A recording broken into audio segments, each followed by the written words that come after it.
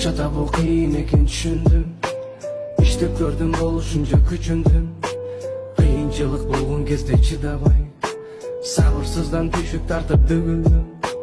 Байкуш атам бизди кантип бакты экен, канчалаган сыноолордун ачты экен. Кыйналганын апакеме билгизбей, канча сөздөр кылып катты экен. Рахмат ата ким кылбастан карадым, эркелеттиң бизди дайым аядың. Ушул кылган менетиңе түшүнүп, жараткандан өмүр түйлөп каламын. Рахмат ата ким кылбастан карадым, эркелеттиң дайым бизди аядың.